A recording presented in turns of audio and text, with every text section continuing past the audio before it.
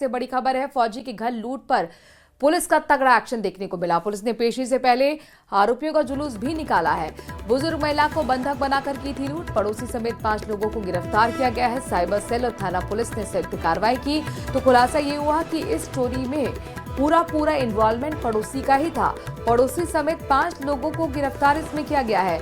आपको बता दें कि बुजुर्ग महिला को बंधक बनाकर लूटपाट की घटना को अंजाम दिया गया था। फौजी के घर पर ये लूट हुई थी और आखिरकार पुलिस ने इस मामले का खुलासा करते हुए तगड़ा एक्शन लिया। पेशी से पहले आरोपियों की परेड भी की गई है, जुलूस भी निकाला गया है।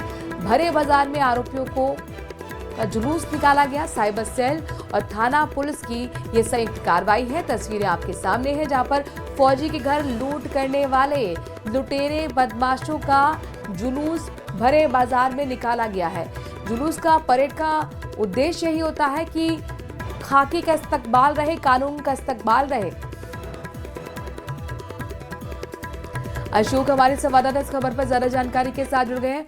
अशोक, पड़ोसी निकला लुटेरा?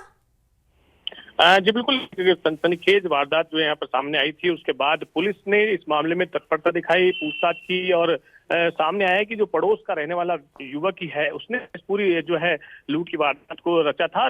इसमें 2 आरोपियों को जो है संदिग्ध अवस्था में उस समय वीडियो में देखे गए थे। इसमें एक महिला जैसा लग रहा था और एक पुरुष जैसा लग रहा था। तो पुलिस ने फुटेज के आधार पर जो है इस मामले में बहुत तत्परता दिखाई और एक बड़ा जो मामला है वो उसको खुलासा किया है। पड़ोसी ही निकला जो महेंद्र है, उसके साथ ही जो 5 अन्य आरोपी हैं उनको यहाँ पर जो है डिटेन किया गया है, उनसे पूछताछ की गई है और उनको सभी को जो है यहाँ पर जुलूस के रूप में जो है उनको निकाला गया है। जितने भी लोग गिरफ्तार हुए हैं, क्या इनकी पहले भी कोई क्राइम रिकॉर्ड रहा है या इन्होंने लूट की नियत से पहली बार इस घर को निशाने पर लिया था?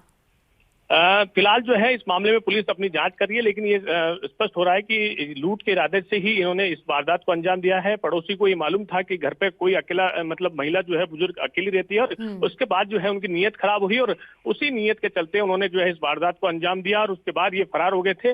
लेकिन पुलिस ने इस मामले में तत्परता दिखाई और आज उसी को लेकर जो है इकबाल पुलिस का बुलंद रहे, इसे लेकर जो है उनका जुलूस निकाला गया। जो अपराधियों में जो है खौफ रहे और इसी मामले में आम जनता में विश्वास पैदा हो, इस उद्देश्य को ध्यान में रखते हुए जो है पुलिस ने उनका जुलूस निकालते हुए सभी को यह भी बताने का प्रयास किया है कि पुलिस हमेशा सदैव आपके साथ है और इस तरह की वारदात करने वाले बदमाश जो है पुलिस के निशाने पर रहेंगे। क्राइम करेगा उसकी असल जगह सलाखों के पीछे है, यही संदेश देने की कोशिश इस परेड के जरिए। शुक्रिया तमाम जानकारी अशोक हम तक पहुंचाने के लिए।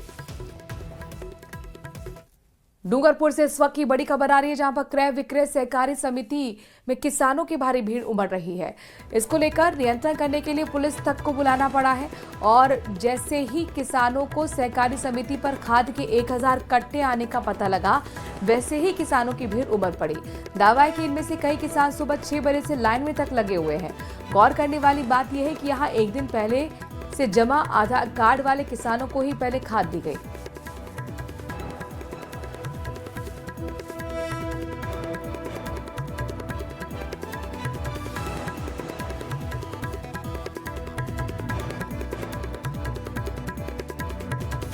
एक्सीडेंट था और થઈ ગયા ઘેર 150 પર બાંધીને આવું ને ખાતર મળતું नहीं है।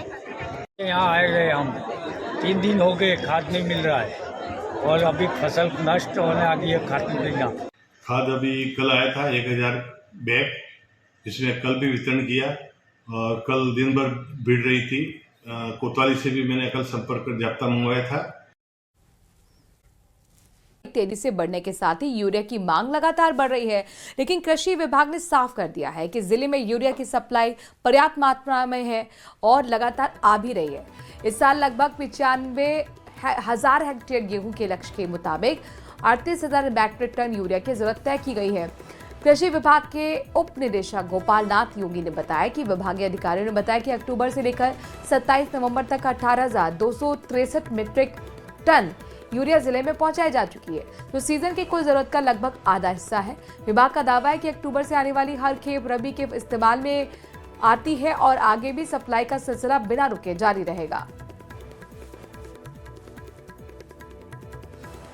प्रतापगढ़ जिले के अंदर रबी सीजन के दौरान जब अच्छी बरसात होती है तो लगभग 80 से 95,000 हेक्टेयर एरिया तक गेहूं का एरिया रहता है, जिसमें सबसे ज़्यादा यूरिया फर्टिलाइजर है उसकी ज़रूरत रहती है।